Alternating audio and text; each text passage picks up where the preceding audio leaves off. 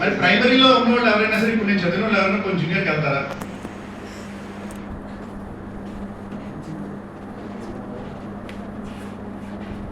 Primary వాళ్ళు హ్యానా, భాగ్య, సునీతక్క, విజయ్ మీరు ఎవరైనా జూనియర్స్కి వెళ్తారా?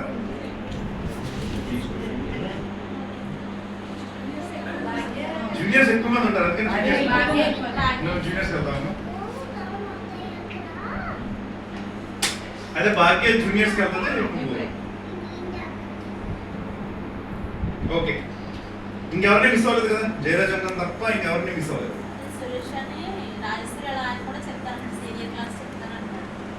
సురేష ఓకే, మరి చెప్తాడన్నా మీరు ఎప్పుడైనా విన్నారా?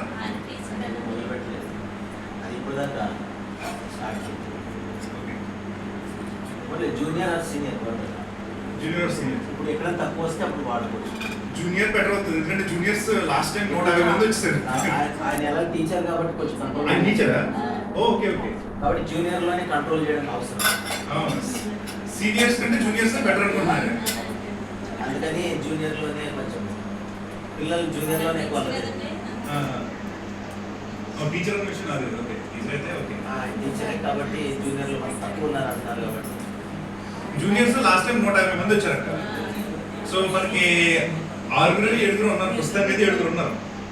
7 అంటే క్లాస్కి 20 మంది 25 మంది అయిపోతున్నారు, సుమారుగా 25 మంది అయిపోతున్నారు. అంతమందిని కంట్రోల్ చేయలేదు టీచర్స్. సో 10-15 మధ్యలో ఉంటే ఐడియల్, మనకి 10 మంది ఉంటే బాగుంటుంది జూనియర్స్. అంతమంది లేరు మనకు పుస్తకాన్ని.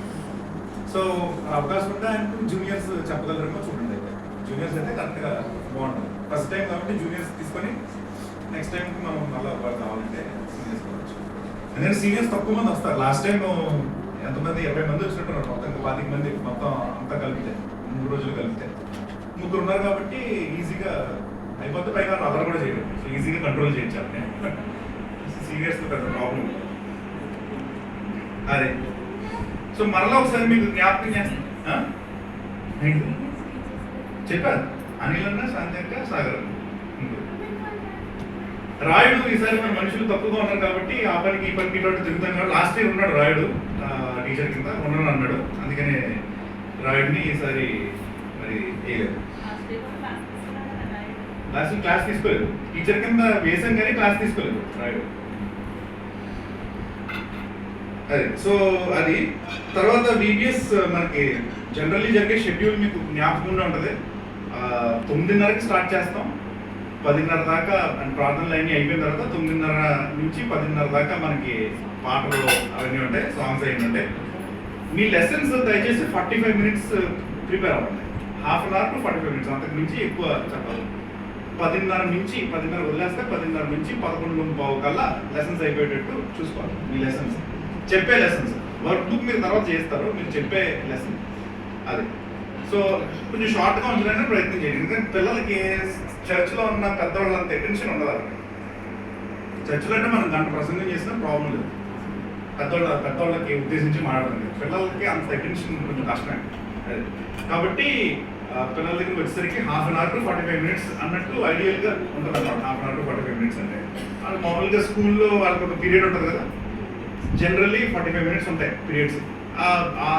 ఆ లెంగ్త్ తీసుకుంటే సరిపోతుంది కదా ఐడియల్గా. చిన్నపిల్లలకి కొంచెం షార్ట్గా చెప్పాలి, ఆ టైప్లో మనం ప్లాన్ చేసుకుంటే వర్క్ బుక్ ఫిల్ చేయడానికి మీరు ఒక గంట తీసుకోవచ్చు. 11:15 నుంచి 12:15 వరకు వర్క్ బుక్ అది ఫిల్ చేయొచ్చు. సీనియర్స్కి ఏమో లెసన్ ఎక్కువ చెప్పచ్చు, ఎందుకంటే వాళ్ళకి కొంచెం అటెన్షన్ ఉంటుంది కాబట్టి. 10th class junior inter senior inter కాబట్టి మీరు లెసన్ కావాలంటే ఒక 45 మినిట్స్ 50 మినిట్స్ మీరు చెప్పినా సరే వర్క్ బుక్ వాళ్ళు త్వరగా ఫిల్ చేసుకుంటారు కాబట్టి వర్క్ బుక్ కొంచెం తగ్గించుకోండి. మొత్తానికి టైం అంతా 10:30 నుంచి 12:15 దాకా మీ lesson plus workbook complete అవ్వాలి. ఇప్పుడు చెప్తున్నాను, అప్పుడు కూడా మళ్ళీ జ్ఞాపకం చేస్తాను మీకు టైమింగ్స్ అన్నీ కూడా. సో జస్ట్ మీకు జ్ఞాపకం ఉంచుకోవడానికి మీరు ప్లాన్ చేసుకోవడానికి. మీరు ఏదైనా చెప్తున్నప్పుడు చిన్నపిల్లలకి అయితే అరగంటే, బిగినర్స్ ఇలాంటి వాళ్ళకైతే అరగంట కూడా కాదు, ఇంకా తక్కువ.